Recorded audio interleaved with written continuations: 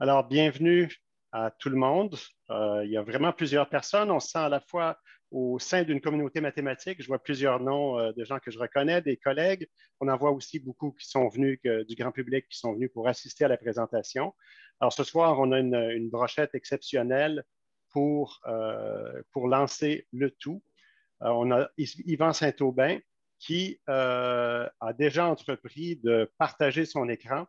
Il m'a bien averti de ne pas le présenter trop longuement. Je dis quand même deux mots: conférencier hors pair, collaborateur apprécié, co-auteur d'articles, notamment avec Christiane Rousseau dans Chromate.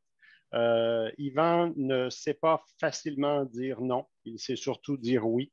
Et c'est quelqu'un auquel il fait toujours grand plaisir de dire oui aussi. Et quand parfois on dit non, on se sent mal, tellement il dit oui souvent.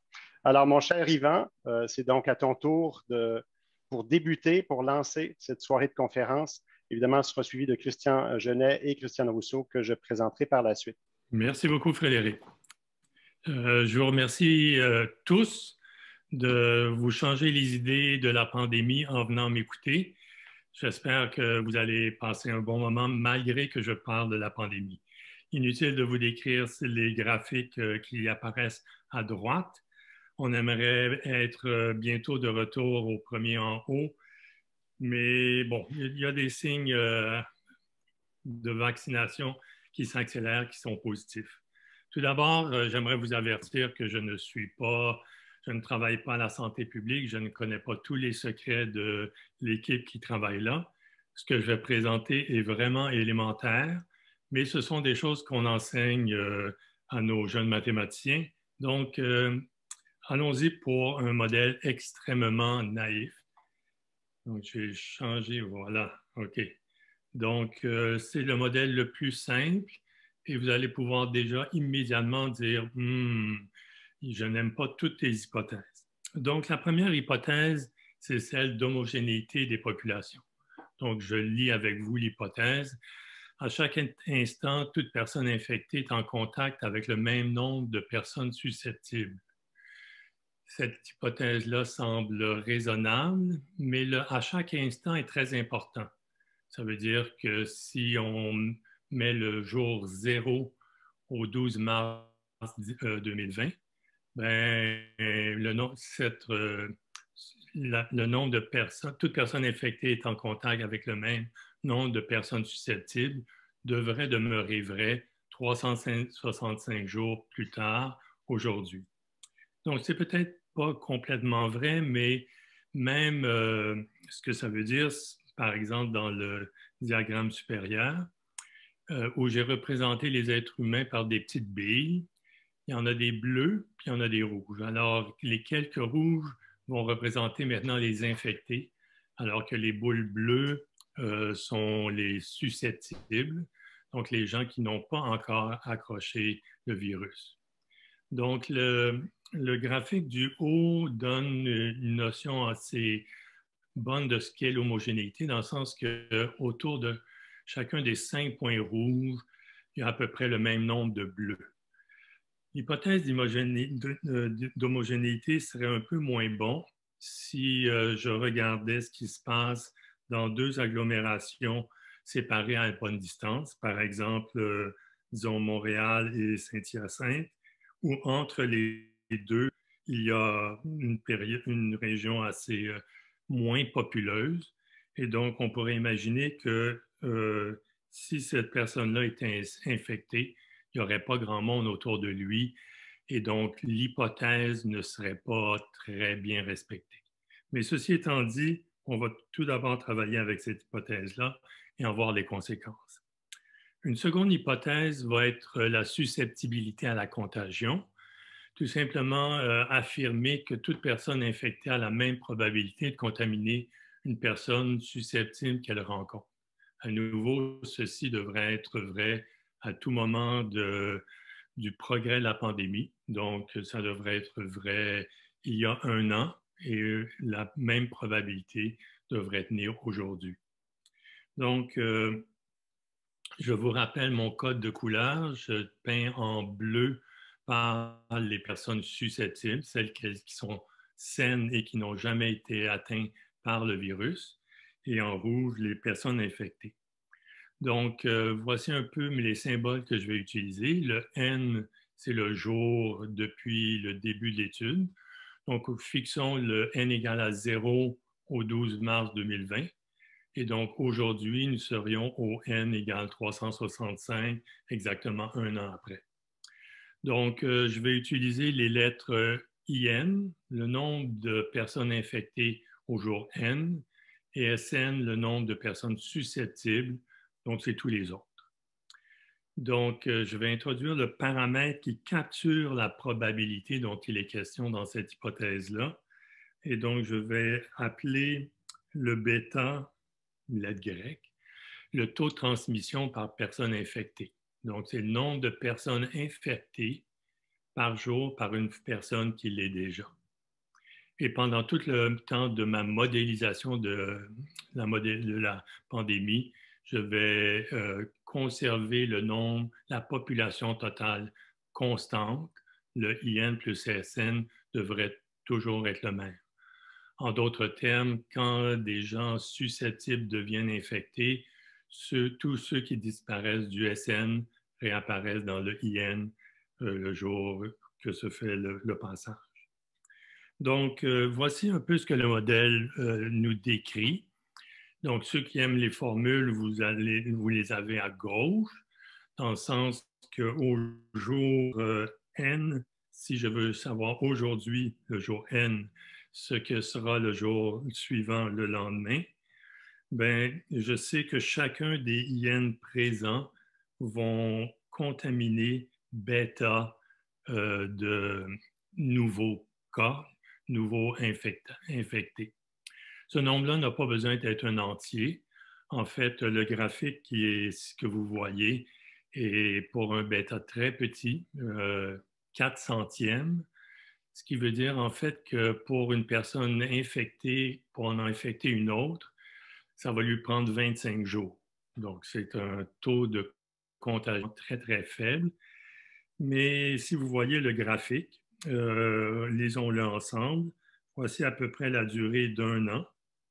Et voici les nombres en millions de personnes qui deviennent infectées. On a l'impression qu'il n'y a rien qui se passe pendant les 200 premiers jours, mais c'est un défaut de la façon dont j'ai tracé le dessin. Et je vous en propose un autre immédiatement qui est plus parlante et ce qui consiste à prendre une échelle logarithmique. Donc, les nombres ici ne sont pas le nombre de personnes atteintes, mais plutôt les dizaines de personnes atteintes. Donc, ceci, c'est la dizaine, ça, la centaine, milliers, 10 milliers, 1 million et 10 millions. Donc, vu qu'au Québec, on est à peu près 8 millions, avec ce taux très, très faible d'infection, après un an, avec ce modèle-là, à peu près tout le monde serait infecté.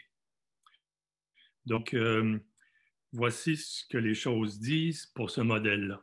Ça a l'air d'aller très, très vite. Voyons si on pourrait comparer avec les données.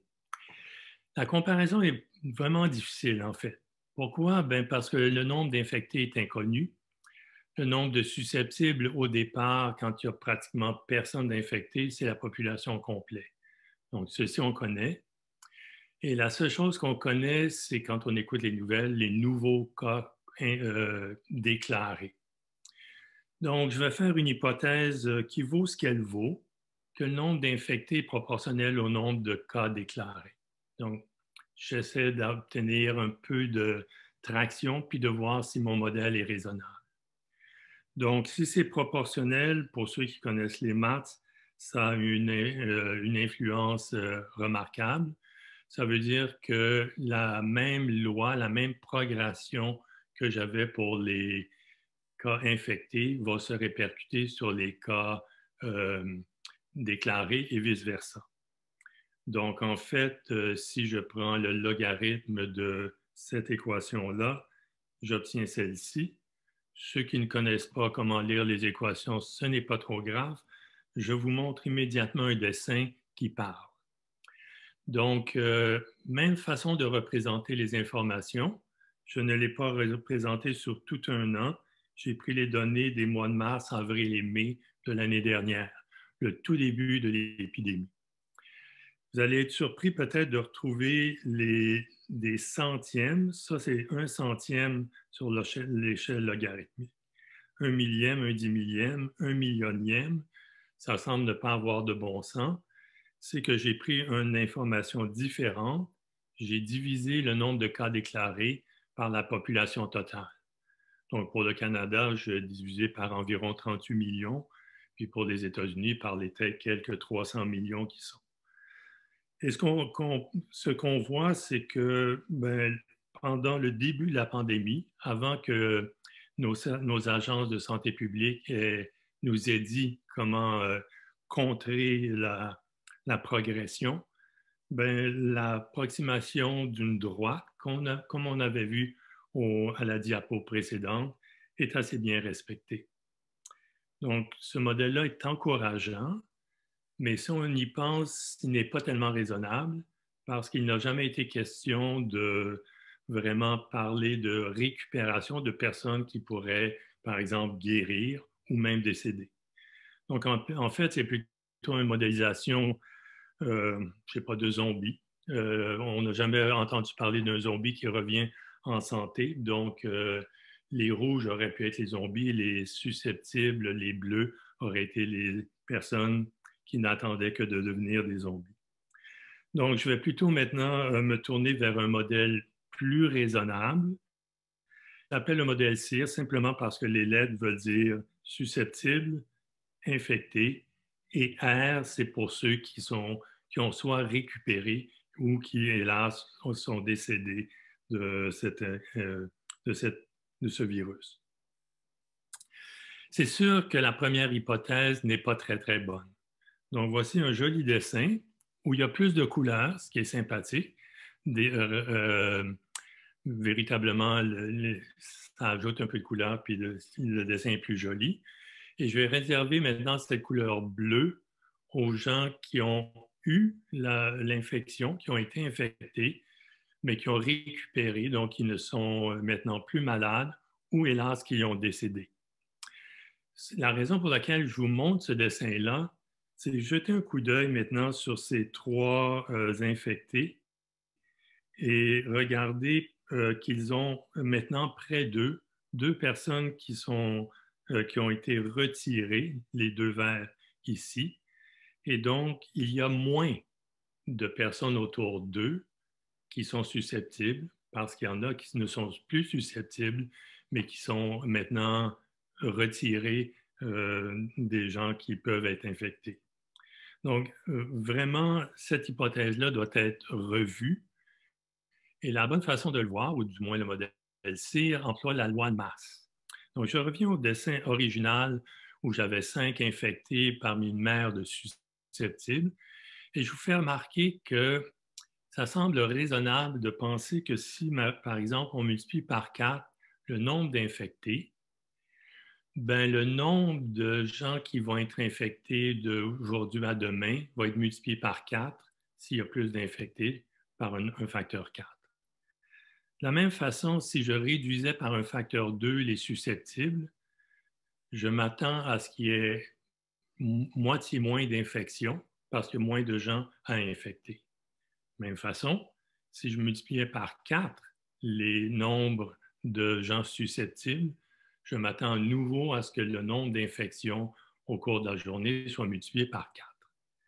Donc, cette chose-là va être capturée dans deux nouvelles hypothèses qui vont remplacer celle un peu naïve que j'avais fait au départ.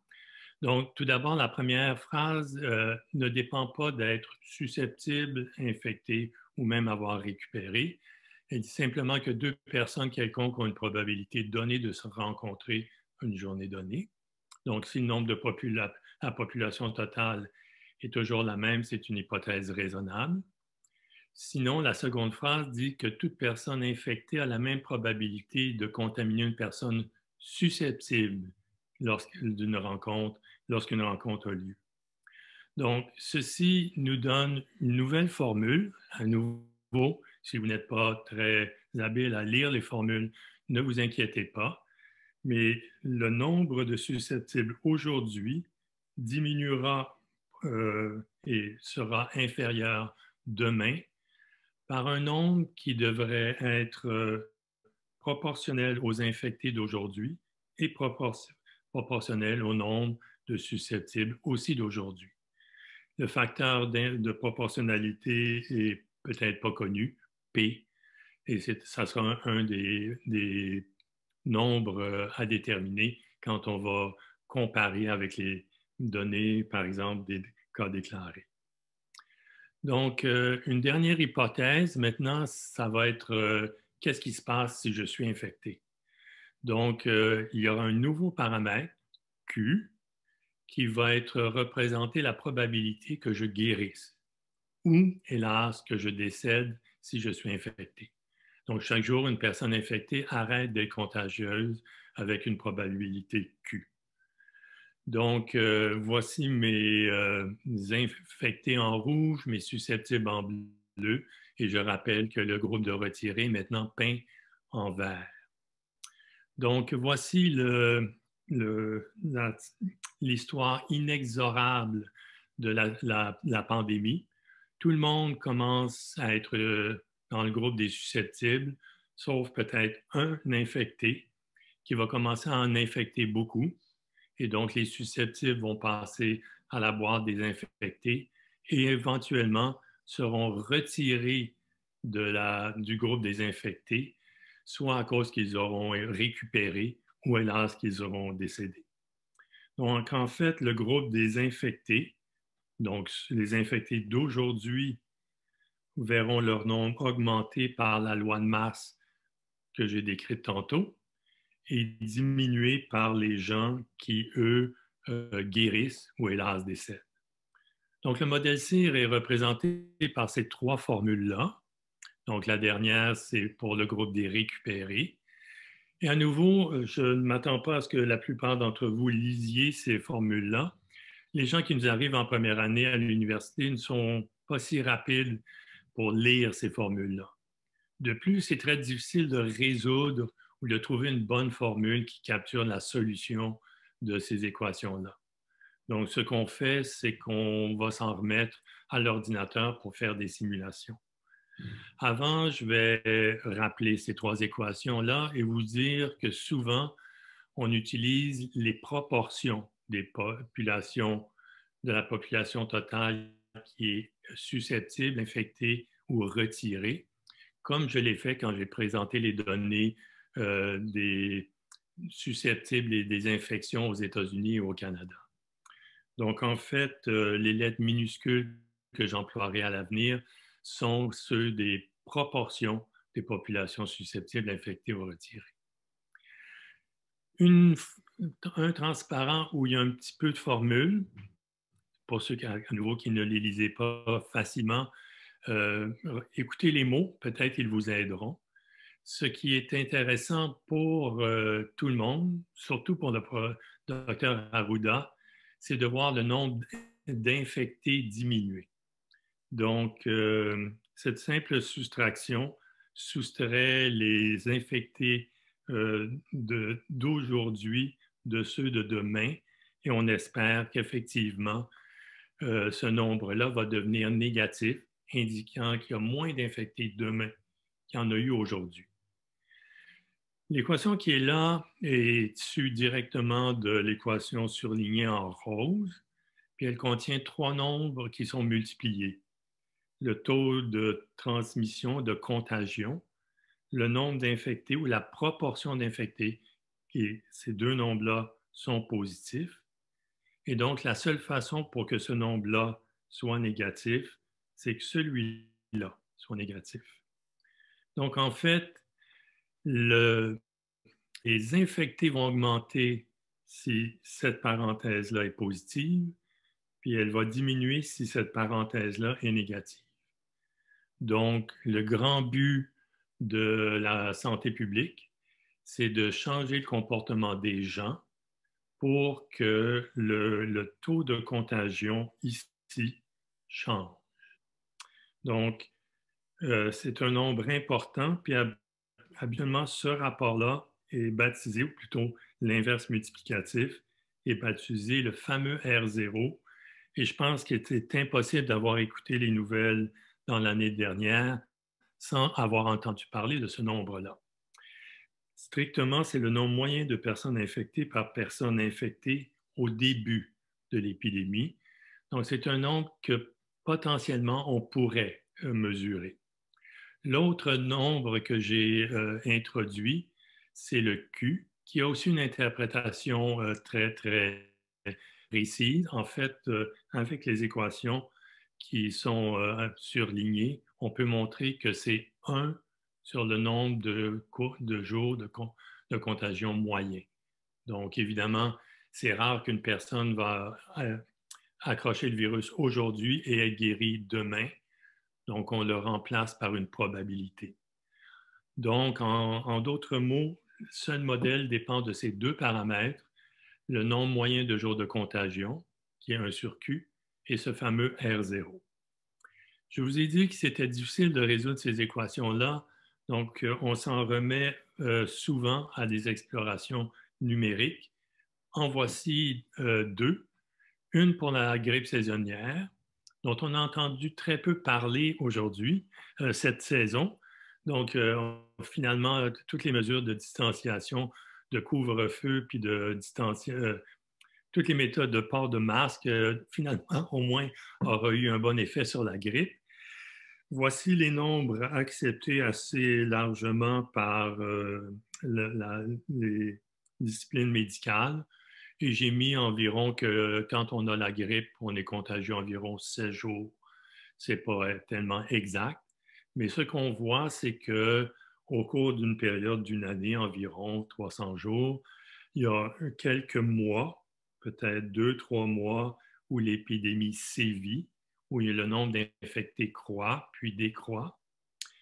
Beaucoup sont atteints au cours de cette période-là et récupèrent. Et malgré tout, certaines personnes ne seront jamais contaminées par le virus. Voici maintenant une autre simulation pour les nombres qui ressemblent beaucoup à ceux que les gens dans les agences publiques ont mesurés. Donc, le R0 pour la COVID, du moins les premiers virus observés dans la première année d'épidémie, tournait autour de 3,8. Et j'ai entendu que le nombre de jours moyens de convalescence, c'était environ 10 à 14 jours. J'ai les mis plus rapidement. Et ce qu'on voit, c'est que l'épidémie aussi dure, l'épidémie non contrôlée.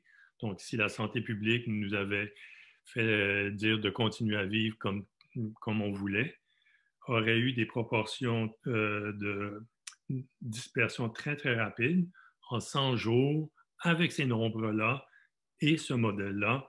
À peu près tout le monde l'aurait eu jusqu'à temps que l'infection ou le nombre, la population d'infectés meure et qu'un tout petit nombre de susceptibles de la population saine n'accroche jamais le virus.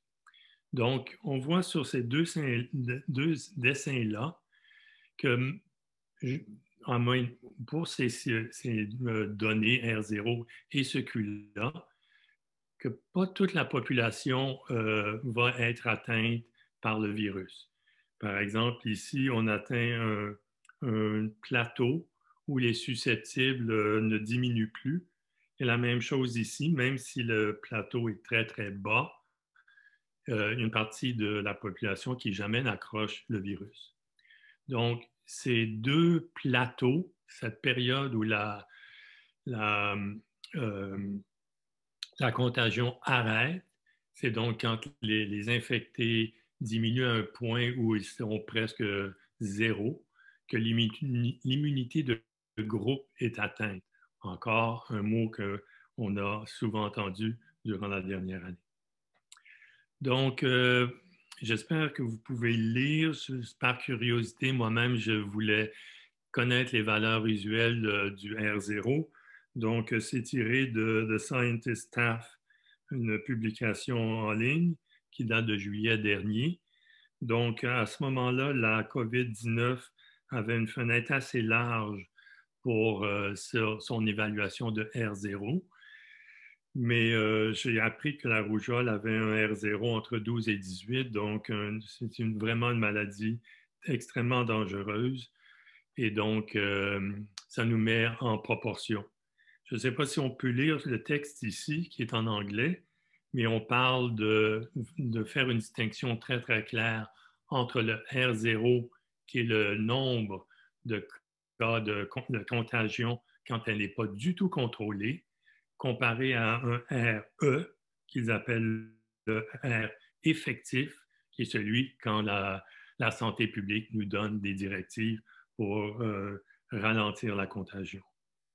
J'aimerais terminer par un dessin qui montre comment mon modèle est simple.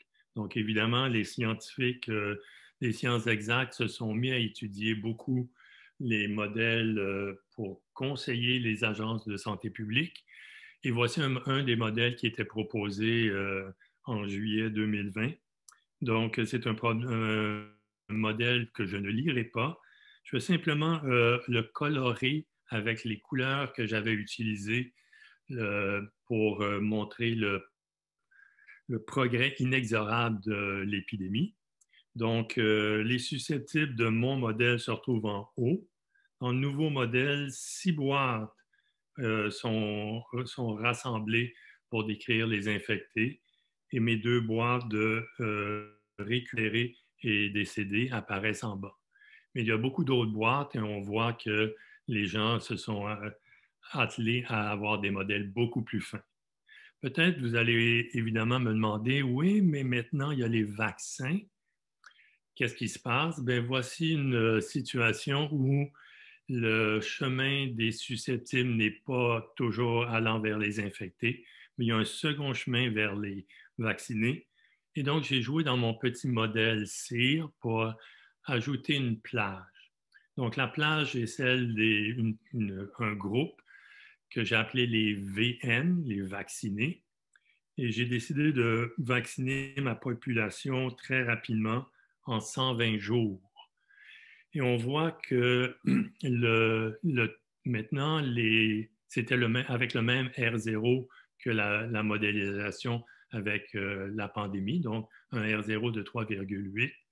Et on voit que beaucoup, même si les susceptibles ont diminué, beaucoup ont été vaccinés et n'auront jamais accroché la maladie. En d'autres termes, c'est très, très positif. Mon dessin est un petit peu, ne représente pas la réalité parce que j'ai laissé le R0 et non pas le R effectif. Et j'ai aussi vacciné la population québécoise, disons, en 120 jours.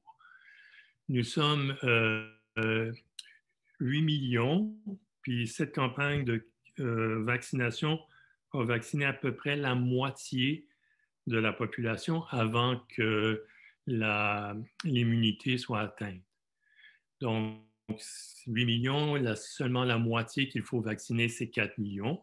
Cependant, avec 2 doses, on est de retour avec 8 millions d'injections. Et si je veux faire ça en 4 mois, c'est 2 millions d'injections par mois, 500 000 par semaine. Et nous venons juste d'atteindre 20 000 injections par jour, donc à peine 140. On est très loin du 500 000 par semaine. Donc, voyons si nous pouvons gagner un peu de vitesse pour la campagne de vaccination. Le mot de la fin, faites attention à vous et à vos proches, évidemment. Je vous remercie. Je vous recommande plein de lectures et dès maintenant, je vais copier-coller cette liste-là et le mettre dans le babillard. Donc, ceux qui voudront le mettre, consulter ces documents pourront le faire quand ils le voudront. Je reviens à ma morale importante. Faites attention à votre santé. Merci beaucoup. Merci beaucoup, Yvan, pour cette présentation et le tour de force de réussir à présenter des modèles très complexes, simples, mais complexes en même temps. en si peu de temps. Je ne sais pas si il serait peut-être préférable d'arrêter le partage d'écran, à moins qu'on ait... Bon, j'imagine que tu repartiras la chose si jamais les questions, la discussion t'amenait à vouloir représenter En fait, certains de ces éléments-là. Et comme ça, on pourra te voir en plein écran quand tu répondras aux questions. Je vais peut-être me faire le porte-parole d'une première personne qui avait posé une question. Yvan, alors la question est dans la discussion. Les initiales de la personne qui posait la question, c'est PAR. Bonjour, merci. On sait que le nombre de contacts par personne suit une loi d'invariant d'échelle. Il y a peu de personnes qui ont beaucoup de contacts et un grand nombre de personnes ont peu de contacts. Comment cela modifie les résultats de ce modèle? En particulier, cela donne-t-il comme conclusion qu'il faut agir, confinement, vaccin, etc., que sur les personnes les plus connectées et non les plus fragiles? Ça nous ramène à la situation au Nouveau-Brunswick où ils avaient décidé qu'ils allaient vacciner les jeunes. Ils ont changé d'idée aujourd'hui. Les jeunes ont plus de contacts pour protéger la population. Vaccinons ceux qui ont plus de contacts. Je ne sais pas si... Donc, la question se posait par rapport au modèle.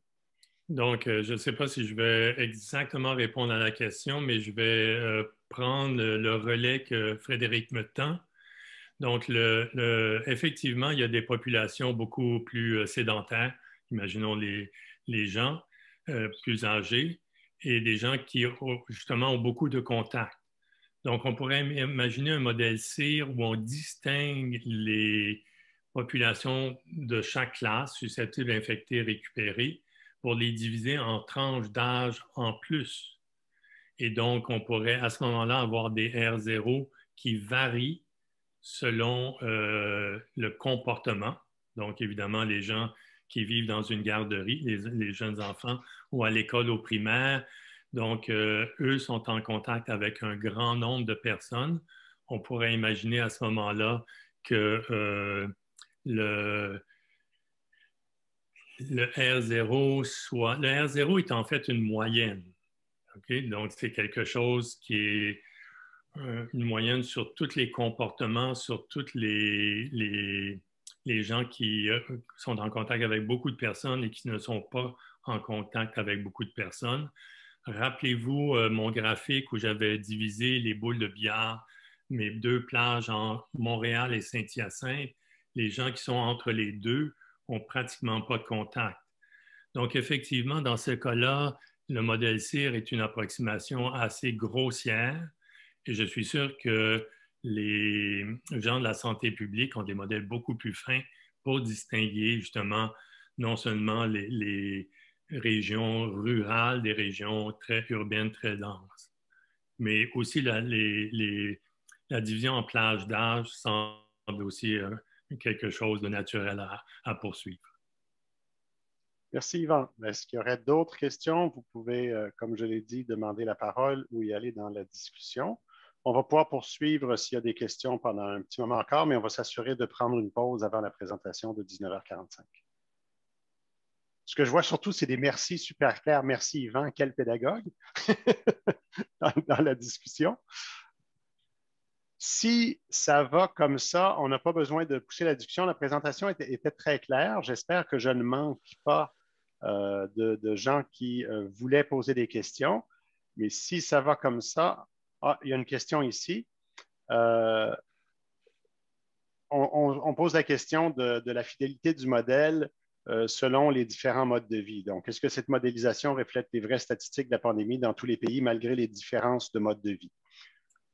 Encore une fois, le R0 est mesuré par plusieurs agences publiques qui donnent de l'information à l'Organisation mondiale de la santé. Donc, le R0 est une approximation de tous ces comportements-là. Donc, je présume que la Corée du Sud, qui a si bien fait au début de la pandémie, s'ils avaient mesuré, eux, leur R0 comme pays isolé, aurait eu un R0 beaucoup plus faible. Évidemment, ce n'est pas le R0, pardon, c'est le R effectif, parce que c'est le R où déjà des mesures ont été imposées pour contrer la propagation fulgurante. Donc, je présume que même sans directive des santé publiques, le R0 pourrait varier d'un pays à l'autre selon le mode de vie, effectivement. Donc, j'imagine que dans un monastère d'ermites, la contagion est limitée, que le R0 est plus bas. Je prends un cas limite, évidemment. Merci beaucoup, Yvan. Alors, sur ce, je pense qu'on va conclure la première présentation. On va se laisser un 10 minutes avant la deuxième présentation.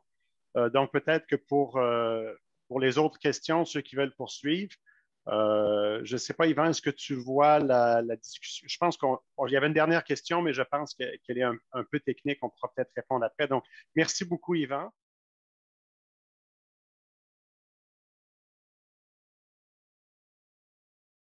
Alors, Christiane, qui est l'instigatrice de la Journée internationale des maths, non pas seulement au Québec, mais de la Journée internationale des maths. Et donc, c'est tout à fait approprié, Christiane, que tu sois celle pour faire l'exposé de clôture de cet événement organisé par le CRM à l'occasion de la Journée internationale des maths. Évidemment, conférencière aux innombrables conférences, des écrits nombreux d'encre-maths, collaboratrice formidable. C'est vraiment un grand, grand plaisir de présenter Christiane. Et je ne serai pas plus long que ça parce que, comme pour les deux autres conférenciers, elle a un tour de force à relever, de pouvoir, dans 25 minutes ou à peu près, réussir à nous parler du partage équitable. Donc, j'ai fait ma présentation avant et 30. Maintenant, il est 30. Christiane, à toi de débuter. Merci. Alors, bonsoir à tous. Je partage mon écran. Je commence par de la publicité pour ma paroisse. Cette célébration de dimanche, c'est vraiment international. C'est des petites conférences de 10 à 15 minutes. Un message de bienvenue de la directrice générale de l'UNESCO. En anglais, des conférenciers R. J'ai plus de femmes que d'hommes. Kenya, États-Unis, Royaume-Uni. En français, la Belgique flamande, la Turquie, la France et l'Algérie. En espagnol, l'Espagne, la Colombie, l'Uruguay et l'Argentine. Donc, bienvenue dimanche si ça vous intéresse. Vous n'avez pas besoin de lien, c'est rediffusé sur le site directement. Alors maintenant, le partage équitable. Bien, chaque année, quand on a une journée internationale des mathématiques, on choisit un thème. Et cette année, avec la COVID, on a choisi le thème « Les mathématiques pour un monde meilleur ». Maintenant, une des problématiques qu'on a également quand on organise cette journée, c'est pour les organisateurs qui manquent peut-être d'imagination ou qui veulent élargir leurs horizons, de proposer des thèmes qui peuvent être utilisés pour illustrer, qui peuvent être utilisés dans les classes avec le public. Le partage équitable, c'est un sujet que je ne connaissais pas, que j'ai appris. C'est un grand domaine de recherche et en même temps, c'est quelque chose qui est fascinant à partager avec vous et également dans les écoles. Donc, voyons ce sujet. Nous avons des goûts différents, nous avons des besoins différents, nous avons des moyens financiers différents. Que signifie partager équitablement?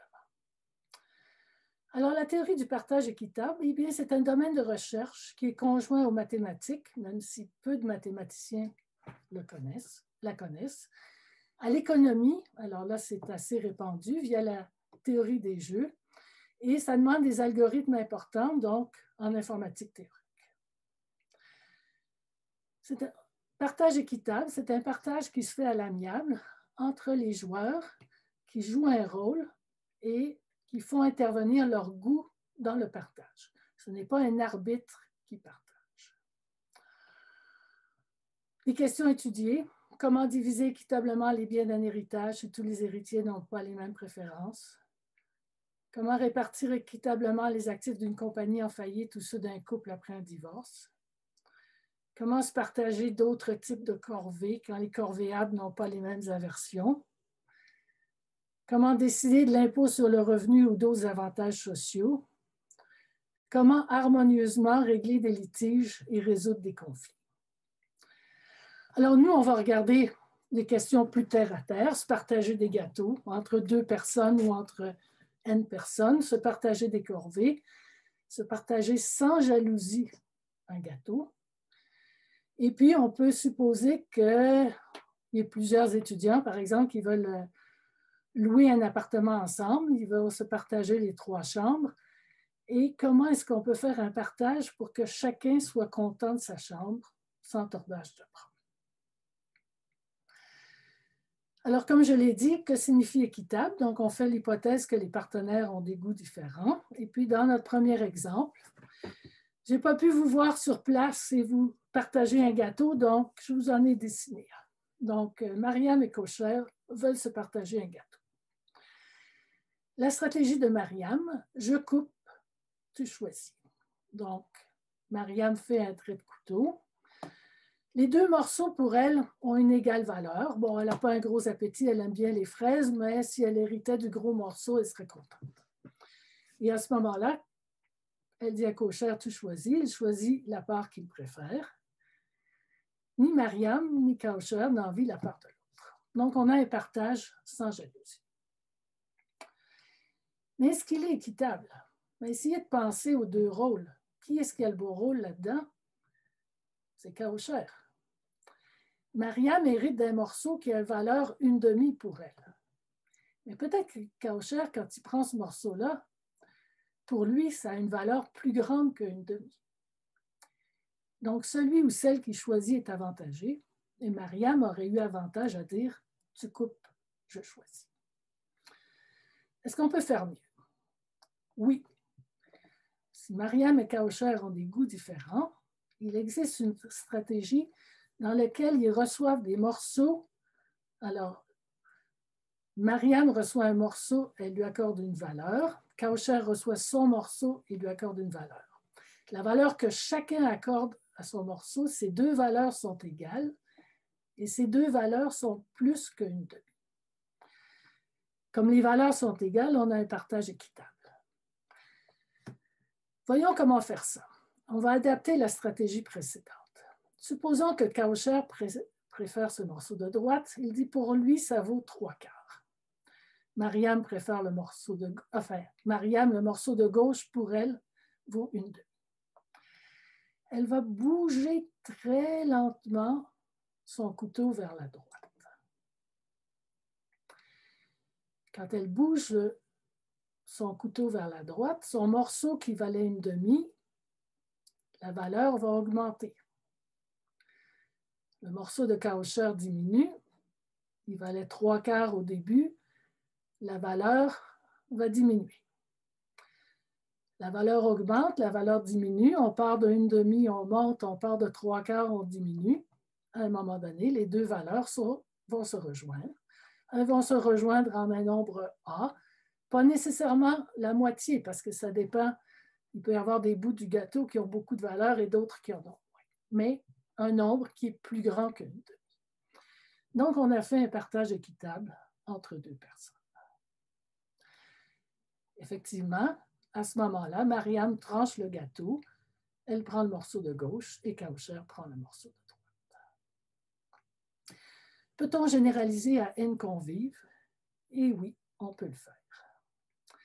Bien sûr, les algorithmes vont devenir plus complexes. Le cas le plus facile, c'est ce qu'on appelle un partage proportionnel. Si on a N personnes, on va le diviser en N morceaux, eh bien, chaque convive devrait, pour au moins pas se sentir lésé, recevoir une part qui a valeur au moins 1/N pour elle ou pour lui. Donc, voici une manière de le faire. On va diviser ce gâteau entre N personnes. Donc, un arbitre tient un couteau et il balaye le gâteau de gauche à droite. Dès qu'un convive dit stop, on coupe le gâteau à cet endroit-là et le convive qui a dit stop reçoit le morceau à gauche du couteau. Maintenant, on recommence à partir du côté gauche du morceau restant et avec les convives restants. Et chaque fois, dès qu'un convive dit stop, on coupe et le convive qui stop reçoit le morceau à gauche du couteau jusqu'à épuisement des convives. Donc, la stratégie pour avoir un partage proportionnel, c'est qu'un convive dit stop dès que le morceau à gauche du couteau a pour elle ou pour lui valeur 1 sur n. Et à ce moment-là, il reçoit le morceau, il est sûr d'avoir au moins valeur 1 sur n. Mais ce n'est pas nécessairement un partage sans jalousie. Imaginez que vous divisez en 3 morceaux. Donc, la première personne a reçu un morceau qui vaut pour elle 1/3. Mais quand elle regarde les 2 morceaux que se sont partagés les autres, peut-être qu'il y en a un qui valait 1/2, puis l'autre qui valait juste le 6e qui restait. Donc, peut-être qu'à la fin, elle voit qu'il y a un autre convive qui a un morceau qui vaut plus que 1/3. Mais ça aurait été dangereux de changer de stratégie. Parce que si jamais elle n'avait pas pu dire stop, peut-être que quelqu'un d'autre aurait dit stop avant que le morceau à gauche ait grossi. Et puis ce qui serait resté à droite, ça aurait été moins que les 2/3 du gâteau. Et il y avait un risque de se retrouver à la fin avec un morceau de valeur inférieure à 1 sur n. Donc c'est un partage proportionnel, mais qui n'est pas forcément sans jalousie. Alors, on va vouloir faire mieux, on va vouloir faire un partage sans jalousie. Auparavant, regardons que la même stratégie fonctionne pour se partager des corvées entre n personnes. Alors ici, je suis allée chercher sur Internet des images de corvées. Vous avez laver le bol de toilette, faire la vaisselle, laver les planchers, faire le lavage. Chacun veut s'assurer d'une fraction des corvées qui a pour lui ou pour elle une valeur au plus égale à 1 sur n. Donc ici encore, on va balayer avec le couteau de gauche à droite, mais la personne qui dit stop reçoit la portion des corvées qui est à droite du couteau. Alors la stratégie, ça va être la même. La personne va dire stop quand la portion à droite a pour elle valeur 1 sur n. Pourquoi? Si elle attendait que ça diminue, qu'il y ait moins de corvées, mais elle risque de se faire devancer par quelqu'un d'autre et de finalement devoir prendre un morceau de ce qui reste qui peut-être aurait valeur supérieure à 1 sur n. Alors maintenant, on va y aller avec le partage sans jalousie d'un gâteau entre 3 convives. Alors ici, on va prendre 2 couteaux et puis nos 2 couteaux vont couper donc 3 morceaux. On va avoir le morceau 1 à gauche, sa taille x1, le morceau 2 au milieu, sa taille x2, le morceau 3 à droite, sa taille x3, et puis la somme des tailles, c'est tout le gâteau, c'est 1. Ce qui nous intéresse, c'est de faire ces 2 traits de couteau de telle sorte que, il y ait un convive qui préfère ce morceau-là, un convive qui préfère celui-là, puis un convive qui préfère celui-là. Tout le monde est content, il n'y a pas de jalousie. Donc, on va vouloir comprendre c'est quoi tous ces nombres x1, x2 et x3 dont la somme est égale à 1. Je vais les représenter, je vais dire tous les ensembles de 3 nombres, donc toutes les coupes possibles du gâteau, c'est comme les points de mon triangle. Et ici, mon triangle, vous voyez que je l'ai fait avec les 3 couleurs vert, rouge et bleu. Si je prends un point ici à l'intérieur, c'est une superposition de rouge, de vert et de bleu. La quantité de rouge que j'ai, c'est la distance au côté inférieur. La quantité de vert que j'ai, c'est la distance au côté droit. Et la quantité de bleu que j'ai, c'est la distance au côté gauche.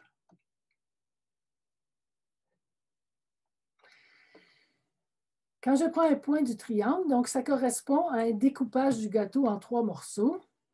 Et puis, ce qui nous intéresse dans un partage sans jalousie, c'est de trouver un point du triangle pour lequel les 3 convives, Aïssa, Baïda et Clara, vont préférer des morceaux différents. Alors, ce qu'on va faire, je ne vais pas vous donner une solution exacte, je vais vous donner une solution approchée d'un partage équitable. C'est-à-dire qu'on va se permettre que c'est presque équitable, peut-être que pour que ce soit parfaitement équitable, d'un partage sans jalousie, pardon, ce ne serait pas équitable. Peut-être qu'il faudrait bouger une petite miette d'un morceau à l'autre. Ce qu'on va faire, c'est diviser notre triangle en petits triangles. Alors là, je les ai dessinés assez gros, mais vous pouvez les imaginer que j'aurais pu prendre mes petits triangles tellement petits que la couleur est presque uniforme dans mon triangle. Je mets des noms au sommet du triangle, A, B, C. Alors regardez ici, j'ai choisi A, B et C, ce sont les initiales de nos trois convives, Aïssa, Baïda et Clara. Et je veux qu'au sommet de chaque triangle, j'ai les trois initiales. Donc, AB, je n'ai pas le choix, il faut mettre C. CB, je n'ai pas le choix, il faut mettre A. AB, je n'ai pas le choix, il faut mettre C. Donc, regardez chacun de mes triangles. J'ai les initiales des trois convives à chacun des sommets. Maintenant, rappelons-nous ce que ça veut dire. Quand je suis en un sommet, la quantité, ça me donne une couleur du point. La quantité de rouge, c'est la taille du morceau 1. La quantité de vert, c'est la taille du morceau 2. Et la quantité de bleu, c'est la taille du morceau 3. Alors, à chaque sommet ici, bien, regardez, ce sommet il est associé à Clara. Je vais lui dire, étant donné la taille des morceaux qui correspond à cette couleur, choisis ton morceau.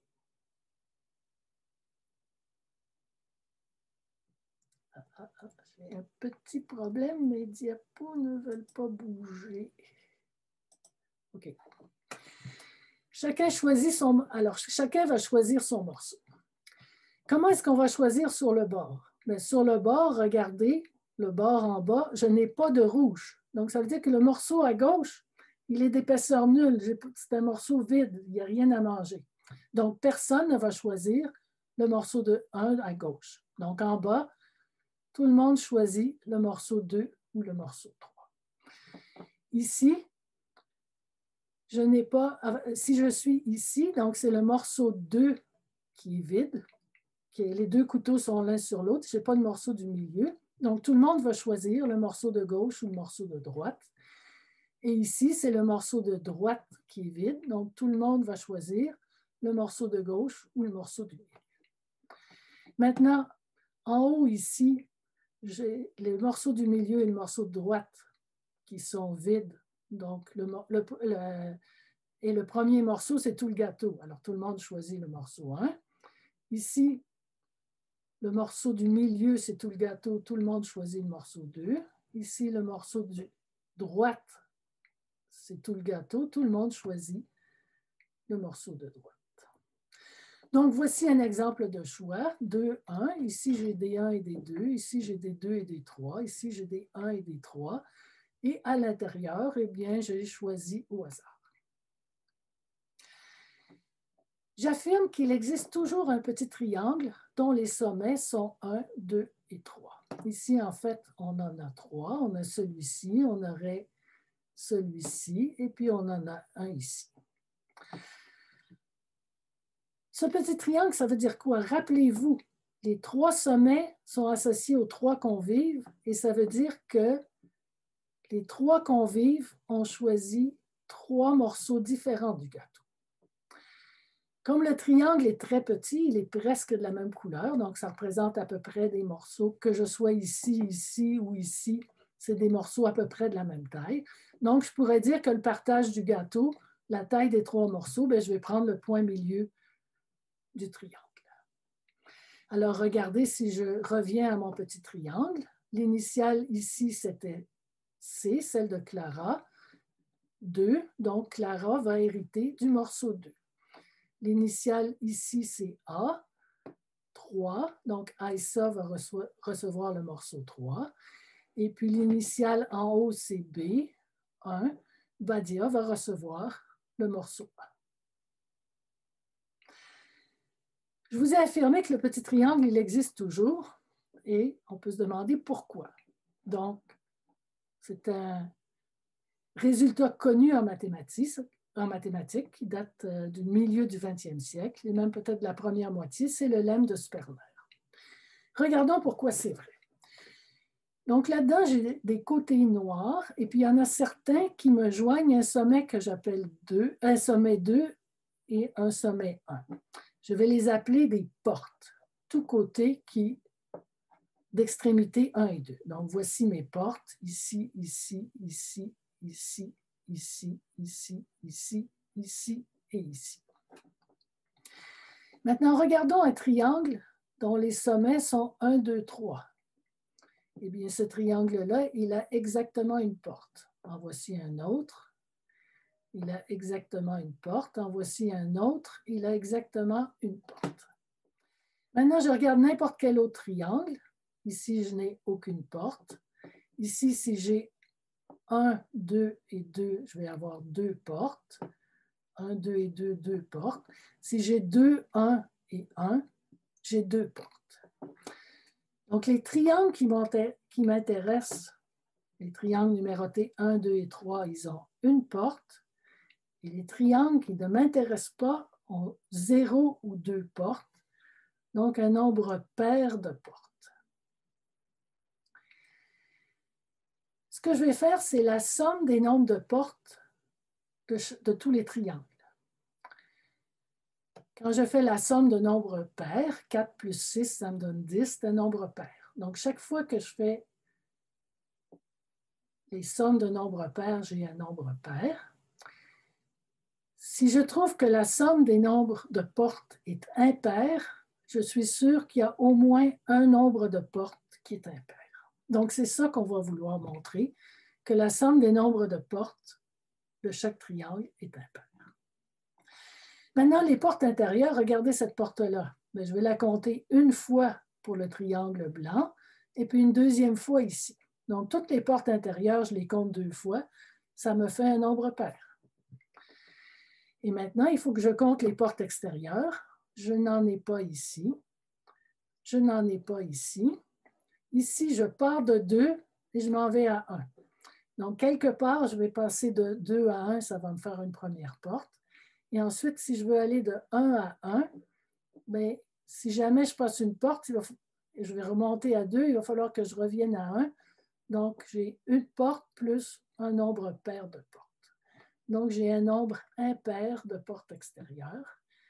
Et donc, par l'argument que je vous ai donné, eh bien, il existe au moins un petit triangle de sommet numéroté 1, 2, 3 qui va nous donner un partage de notre gâteau où chacun est content du morceau qu'il a.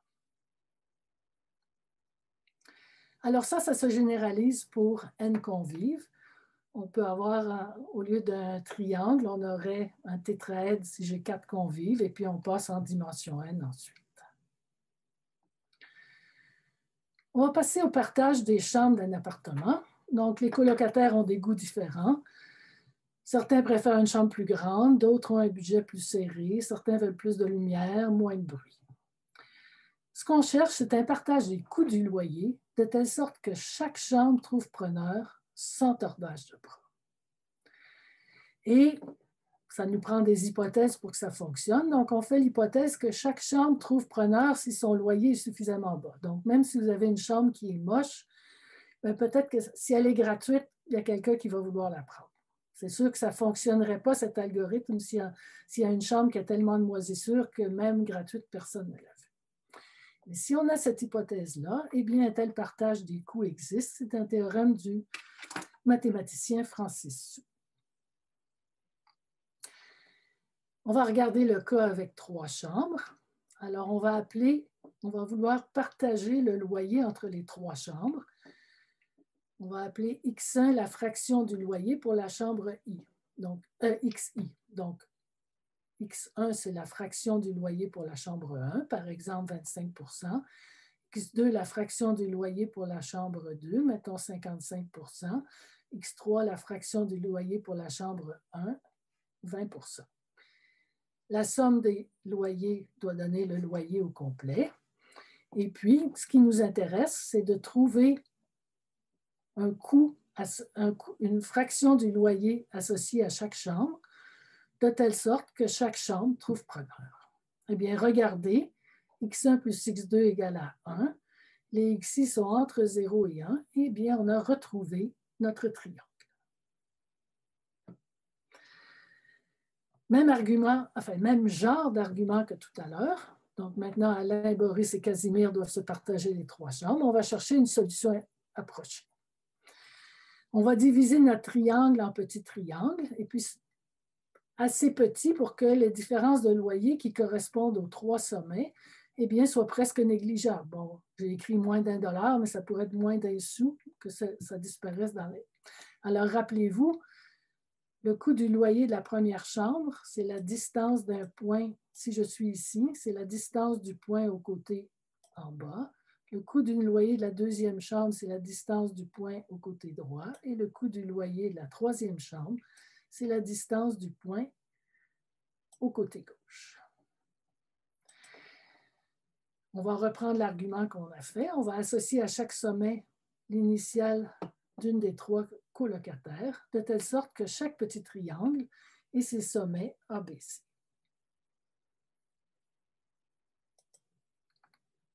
Et maintenant, la locataire associée à chaque sommet, on va lui demander de choisir une des chambres selon le coût des loyers associés à ce sommet. Alors, sur le côté d'en bas, eh bien, la chambre 3 est gratuite. Alors, tout le monde va choisir la chambre 3. Sur le côté gauche, la chambre 2 est gratuite. Tout le monde va choisir la chambre 2. Ce n'est pas comme dans le gâteau. Dans le gâteau, quand le deuxième morceau était vide, mais personne ne le choisissait. Tandis que là, tout le monde l'a choisi. Ici, c'est la chambre 1 qui est gratuite. Tout le monde va choisir la chambre 1. Ici, au sommet, la chambre 1 ou la chambre et la chambre 3 sont gratuites. Donc, la personne qui est là choisit une des deux selon sa préférence. Ici, les chambres 1 et 2 sont gratuites. Et ici, les chambres 2 et 3 sont gratuites. On aura gagné s'il existe un petit triangle dont les 3 sommets sont numérotés 1, 2 et 3. Et comme coût des loyers, eh bien, on prendra le milieu du triangle. Alors, un petit triangle existe toujours. C'est une variante du lemme de Sperner et on va faire le même genre d'argument. On va appeler porte tout petit segment d'extrémité 1 et 2. Alors, voici mes portes en rouge. Un petit triangle de sommet 1, 2 ou 3 a exactement une porte. Tous les autres triangles ont 0 ou 2 portes. Donc, il suffit de montrer que la somme des nombres de portes de tous les triangles est impaire. La même preuve fonctionne. On a toutes les portes intérieures sont comptées 2 fois, donc vont contribuer pour un nombre pair. Et si vous regardez, il n'y a pas de porte ici, pas de porte ici, pas de porte ici. Si ceci c'est un 2, j'ai une porte extérieure. Si ceci c'est un 1, j'ai une porte extérieure. Donc, on a exactement une porte extérieure. Donc, il existe un petit triangle de sommet 1, 2 et 3 qui permet un partage des loyers où chaque chambre trouve preneur sans tordage de bras. Et la méthode se généralise pour n colocataires car la variante du lemme de Sperner est encore vraie en dimension n. Merci beaucoup. Merci infiniment, Christiane. Un 3e tour de force pour réussir à présenter des choses qui ne sont pas si simples et très bien vulgarisées. Merci beaucoup. Évidemment, la soirée, Christiane, est la dernière, donc c'est sûr que la fatigue s'installe un peu en cette fin de vendredi, mais je ne sais pas s'il y en a qui auraient des questions que vous pouvez poser. Je vois surtout des merci beaucoup, des remerciements de tous. Donc, sur ça, je pense que je vais moi aussi conclure en faisant quelques remerciements. Tout d'abord, Christian Genet d'avoir accepté de faire une conférence ce soir. Évidemment, aussi à Christiane Rousseau et Yvan Saint-Aubin qui, en plus d'avoir accepté de prononcer des conférences, se sont eux-mêmes un peu tordus les bras puisqu'ils collaborent aussi à l'organisation de ces soirées-là. Donc, ils ont aussi accepté d'y mettre du leur. Merci beaucoup à Sakina Benima qui a été ici ce soir pour assurer le bon déroulement des choses, et à toute l'équipe du CRM qui a organisé cette activité. Et sur ce, en souhaitant à tous et à toutes une très bonne fin de semaine, en essayant de penser beaucoup à la Journée internationale des maths, en espérant que certains d'entre vous pourront participer à certaines des activités. Sur ce, merci à tous et à toutes. Et bonne fin de soirée. Bonne journée internationale des maths. Wouhou! À bientôt, tout le monde.